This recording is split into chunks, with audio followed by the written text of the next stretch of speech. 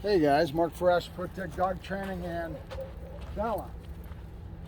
And you remember we first started, I said she was a bitey bitch. She was. She didn't know me, but more importantly, she's showing behavior that was denoting that she's used this body language and attitude with teeth and kind of snarling and her body coming at you, that kind of thing.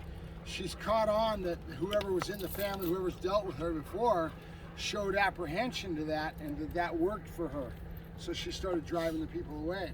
But the biggest thing that I found out just getting to know her and starting to assess this, a lot of what we do is, I tell my customers this all the time, is that we're getting inside the dog's head. And me doing this for so many years and being so familiar with it, hup, hup, good. That allows me to be able to get in tune with the animal and better help you communicate with your animal, because most of the time it's just a matter of lack of experience. Let's call it ignorance, whatever you want to say, but your inability to communicate with an animal because you have less experience than I do, right? Does it mean that I'm doing anything that's magic or that I'm the all-knowing, all-seeing? No, it just means I've got experience that you don't. You need to learn to communicate with your animal and understand where her head's at. So in this case, she has learned that a certain behavior is getting her the win and getting her what she wants, and she's basically training you. All right. So we started out with a muzzle because of the fact that I didn't know where the dog's head's at. It's the safety aspect of things, right? She still needs this because we don't know how she's going to act with strangers. So we're going to keep this game up. We're going to teach her how to get put in the muzzle on a more regular basis and go out in public, etc. But I really don't think she's that big a problem. I think the biggest problem is lack of understanding and experience from the owner and how to communicate with her in the right way so that there's a positive relationship dynamic, right? If you don't have that balance of yin and yang and a proper communication between the owner, the human, and the dog, there's an imbalance, and that imbalance causes the dog to do things that they normally wouldn't do in my hands, right? I'm not going to have the same reactions from her as somebody that doesn't know what they're doing. Right away, I nip things in the right way, I tell her I'm in control, and I'm in tune with dog psychology. I understand what makes her tick, okay? What makes her tick? The biggest thing that makes a dog tick is what they want. Food, companionship, pack instinct. We use all these things as draws, like you heard me talk about withholding food, right? You withhold food, you bring up their hunger, you have more of a draw with the food, right? Another thing that's very prevalent with most dogs is they have an instinct and a want to be around pack. They're a social animal. They want to be around you. And if you take that and you rob that from them, you will also get more of a draw and more of an ability to get the dog to comply to what you're trying to teach it and to work with you and get in a drive state that is conducive to the dog's learning and growth, right? So we'll do things like, let's say I have a real aggressive dog coming over from Europe. The dog will eat you. I have no bond with the dog when he first comes over, so I might have a kennel in the back set up with a tarp all the way around it so that all that the dog can see is when I come to the door and I make contact with that animal. I rob him of any social interaction. He can't even see anything going on around him, okay? Now you do that with a German Shepherd, you're definitely going to get some results. Why? Because the German Shepherd instinctively is very pack oriented and he wants to be with you, okay? So we use these tools and things that we can use to get the draw that we need to get the dog to learn and grow and to have that proper relationship and to learn the behaviors that we're trying to teach it, okay? So in this case, that's her problem, is a lack of communication skills from the owner, right? So what does that mean? The dog's easy. I've told you that before. The dog's easy for me because I've been doing this since I've been a baby, right? That's not necessarily true with everybody. So somebody else comes in, gets a dog, says, I want to get a dog. They have no experience. They have to learn how to communicate with this animal.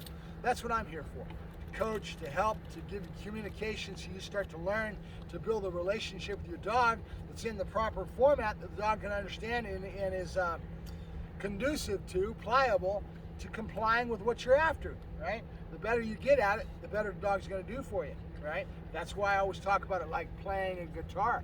The better you get, the more practice you put into moving from fret to fret, from note to note, and bending that string, the better you're going to be at making beautiful music, right? Just because you can go to an F or a G and change chords doesn't mean you have the proper pressure on it. Doesn't mean that you can have the ability to make some really great sounds and really be in tune with the music and flow, right? That takes time. It doesn't happen overnight. So that's what a dog trainer is here for. We're here to train the dog. The dog's not a robot. He's an emotional creature that needs to be communicated properly with energy from me. If I'm all excited and I'm hyper, I can make this dog bounce off the walls by just going to gas. Gas and brake. You ever hear that term? Gas is where we get real squirrely with our voice tone, and we put a lot of energy into things, and we do things in such a way that creates excitement. Okay? Motivation. Right? Brake is where we give the voice tone where we say, nope, knock it off. Okay? We basically put a brake on the dog. We suppress behavior. A lot of ways to suppress behavior. Sit. Good. Most of it is using a tool, but my voice can be a tool. My body language can be a tool. I can come in and show my dog a certain amount of body language and attitude and presence with how I present myself. Over the top of the dog. There's 1,001 little things, but it's all communication with the dog they pick up on. Me, I find it easy. Why? Because I've been doing it since I was 12, right? Doesn't make me a magician, doesn't make me have magic powers, it just makes me have experience. That experience matters, right? That's why when we talk about young dog trainers, they come into the field, they go poof, I'm a dog trainer, they hang out a shingle, and they go and start giving service to the dog. They're learning on your dime. What do I mean when I say that? Every dog that they work, they're getting experience from. They're starting to get dogs under their belt, right? They may not have the skills that are really going to be telling like me with 30 years experience, 30 years plus, an advanced person in dogs, but at the same time, yep, good boy, good girl actually. They still have the ability to communicate with their dog whether they realize it or not. I always like to say if I can get 1 in 10 people to feel what I call the gut feeling of dog training, I have succeeded. Because it all takes the person's want. They got to want to have it. They're going to have passion. They've got to study R&D, really get themselves into having a good relationship with their dog and understanding how to communicate with the dog properly. If not, the dog's going to do what she's done and crawl all over you.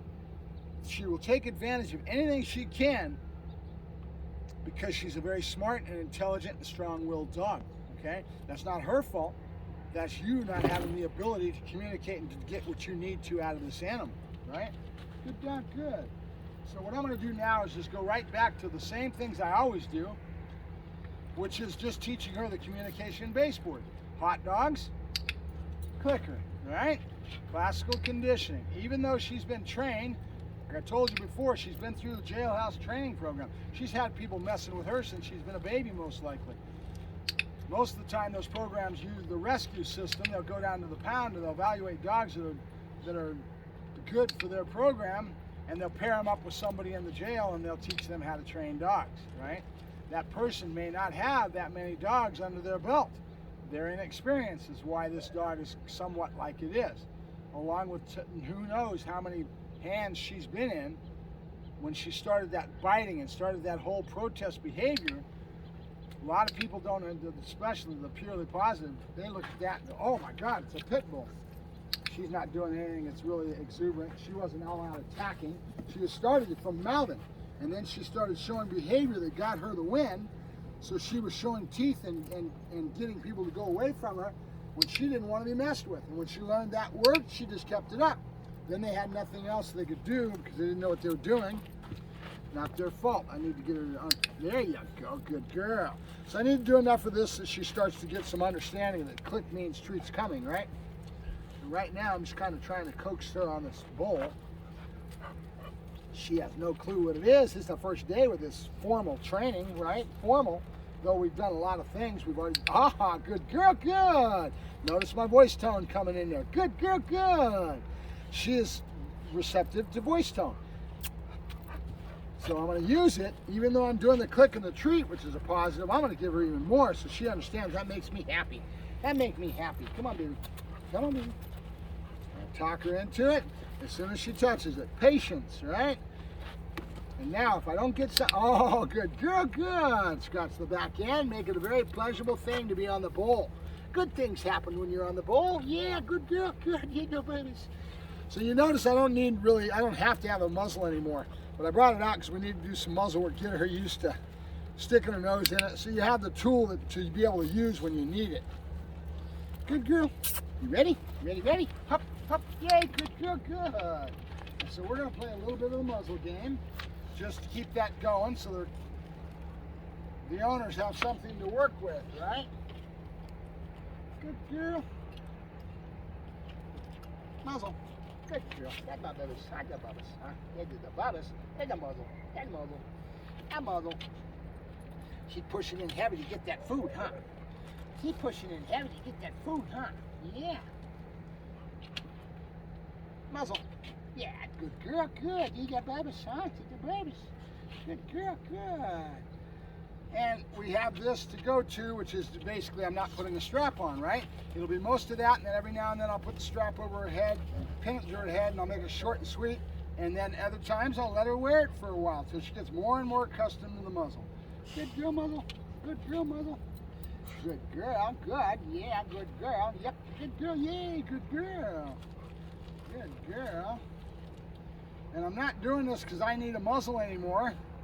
I'm doing it so the customer has a tool to use. We still have to take her out in public, and I don't know how she's going to act with people. She may start trying to do the same kind of behavior, but I'm going to be there to be able to check her. I'm going to have her on a leash, and I can nip her in the bud. A lot of times over the years, I've gotten so good that I can actually stop a dog that close away from somebody getting bit. I do it all the time. It scares the peawads out of people, but I've never had a person get bit yet. I'm pretty dang fast on my right about turn and giving a correction. Tell you a story. I used to have a Rottweiler that was mean as hell. One time I had a lady friend come over from across the street to visit. She was standing about 4 or 5 feet away, and she gave the dog eye contact. This is a big old bruiser and mean as hell as a Rottie. And she gave him eye contact, and for whatever reason, he went from my side, flew through the air, and was that close to her nose. Scared the hell out of me. But I was already automatically going the other way with a jerk release and caught him, corrected the heck out of him, and that's how it's done. But it's risky sometimes. That's why we have to have tools like muzzles, right? Good. Good girl. She says, I got a muzzle. Good girl. You want one more? All right, some more. All right. See what else I got in here. Oh, we're almost out of bullets. Almost out of bullets. Hot dogs are my bullets, huh? Yeah. Good girl. Okay, so now I've done it 3 or 4 or 5 times with the muzzle. Good. Good girl. So now I'm going to go over the ear. Good girl. Good. Nope. Stay. Good girl. Stay. They've designed this Jafco, I should say redesigned the straps real well. They had a pretty good basic design, but now they've even increased it with a little plastic tab here so you can't lose that middle. And this is right there ergonomically where it's right where your hand needs to be to clip it. Really nice. I'm impressed. I'm impressed with their design changes, huh, babies? Huh? Yeah, now she's got the muzzle on. Good girl, good. Sit. Good. And what we care about here is stopping the pawing because she's irritated by it. I got to get her to stop that when we're walking, etc. Next kind of behavior. She got a new collar. We gave her a new leather collar and a choke chain. It barely fits over her head, but her head's not going to get any better. But a little bit tricky, but I like where it's at. Good boy. Good girl. Good. All right, yep. Good girl. Good. I'm going to try to get her to walk so she does. Well, I'm trying to get her to want to paw at it. That's what I'm trying to get. And then when she does, she's going to get a little light negative marker, right, with a little bit of a pop on the leash. And she's not doing it because I've done it so much. She wants to real bad, but she's not doing it because I've done this so much. She's already getting used to what I expect of her. And she's getting used to the muzzle. Huh? Yeah. Now, when you have a muzzle on a dog, we call it a muzzle check. I want to put that dog in the muzzle, and especially when you're doing bite work. If you're a decoy and you go out there and you as the decoy, you're going to do some muzzle work, your responsibility, because you're the guy that's going to get bit, right? You're out there with your skin exposed. You usually don't have any equipment because you're doing muzzle work and you feel like you're safe. You better make sure you ask the owner to do a muzzle check, okay? What does that mean? That means that I pick up on this muzzle, I grab it, I pull it away from the face, I really give a lot of movement, and I try to see if I can get that thing to slip off. I'm checking to make sure that it's safe. Come on, muzzle. Come here, you. Hop, hop. This is very loose because we're using it in a different application. We got a pet quality dog here, and all we need to do is have it stay on in a general sense. If I had a dog that was really a bad biter, a Akita or something, a Mastiff, something that really had some really heavy aggression, I would make sure that I did a real good muzzle check. Another thing on this Jeffco muzzle, you see this little tab they put underneath there? Another design feature they added to this. I can slip my collar through that and take that and be real tight here, which is going to give more of an ability to stay safe and stay on the dog's head, right? So we want to make sure it stays on the head. But it depends on what you're doing. There was a trainer that came out, you see all these videos with pinch collars talking about proper fit, that it should be tight and up by the ears, which is correct. But I don't have to have it that way. I use it all the time with a loose pinch because I'm doing other things, I'm applying it for other reasons, and I don't need that real tight pinch, right? So I will leave it loose. So anytime somebody would come up and tell me that my pinch collar's on too low, or they think I'm not doing my job right because I don't fit the collar right, they're incorrect. I know what I'm doing, I know where the thing should be, but there's some times that I'm applying for different reasons. Example, that's way too loose for really application in a protection sense, bite work or whatever I may be doing. I'm not going to trust that. But in this situation, in this instance, there's no reason to have it tight and to have it such a safety aspect of it. She's not really trying to all out attack me. She was just trying to use her teeth, and I really want this more for the behavior that I'm trying to teach her, to put her head in the muzzle and to be able to get a muzzle on her for her owners. Her owners, right? Her owners need to be able to have that behavior so that it makes it easier for them to get this muzzle on. But keep in mind that relationship between owner and dog is important. They can have that behavior that I've got going really well, and end up having a backslide to where she starts struggling with them all the time because she knows she can get away with it, right? You have to understand how to communicate with the dog. You got to know how to put brake on to be able to suppress behavior. You need to be able to manipulate drive states into going up, and enthusiasm and drives that go the other way as well. Gas, right? Gas or brake. All right, enough yakking at the screen for this morning. Huh, babies? Huh? Yeah, she's going good. We're going to get into some more formal training. The click treat off the bowls, onto the table, doing a lot of that. Get a good sense of clicker training, basically, and get her following lure and into behaviors. Then we're going to start going out in public. I want to see how she acts out in public. I want to see how she thinks of people. How does she think of her environment? Is she shy? Is she coming? Where's the aggression? Is she have aggression showing towards strangers, right? Does she have a stranger danger complex? And then in the case, we'll also start working in greeting her into people so that she becomes very accustomed to going into people and being petted by strangers, right? Now, there's a big discussion between law enforcement, between other people, of how they want their dogs as far as the general public and reactivity, etc., and how they carry themselves out in public. Law enforcement does not want their dogs being touched by anybody because there's a liability, and their dogs have more of an edge on them because they do bite work sometimes once a night. At least 2-3 times a week they may have to go out and chase a bad guy. That drive state goes way high when they do that. The dogs have more of an edge on them. They also have a situation where they have to have more responsibility to liability, working for the department, etc. They can't have a dog bite. They can't suffer that. Basically, in the law enforcement area, if your dog has a rebite or has a bite that's unprovoked and that there's a legal aspect of it, you can consider it like a $50,000, just give it away, because a lot of times they'll just settle out of court and it's an instant $50,000. The lawyers know this, and so they'll go after it and they'll get their $50,000 and they'll go away, right? And the cities and the counties and they know it as well, so they just basically pay it out, right? And depending on how bad it is or how severe a situation is liability-wise, they may have to pay more, right? Good dog, good, hey. Dog bites are not something, even though I do a lot of protection work, do a lot of bite work, I'm always making sure that my dogs are very stable or I won't do it. I had a guy walk up to me, a few months ago, asked me to come over to his house and hit the fences to get his dog, because he's got tweakers that are around his house and stuff, and he felt that he wanted to be a little safe with that dog. I wouldn't do any work unless he went through my obedience program and we worked towards stability. It's not what he wanted. He wanted an area guard dog. He wanted the dog to be mean behind the fence. Sorry, I can't help you. And the reason for that is there's too much liability involved with what I do, right? And I have a reputation to uphold, and that reputation has to be based on stability. It can't be based on all teeth and just chaos and making the dogs look all fun and let's do this Instagram videos with teeth all over the place and chaos with a bunch of friggin' dogs that are a liability as it is already, right? So more power to you, but sooner or later somebody's going to have a situation. They're going to end up in court. You could lose your house, you could lose all that liability. They'll take everything, believe me, depending on how bad of a situation it is, right?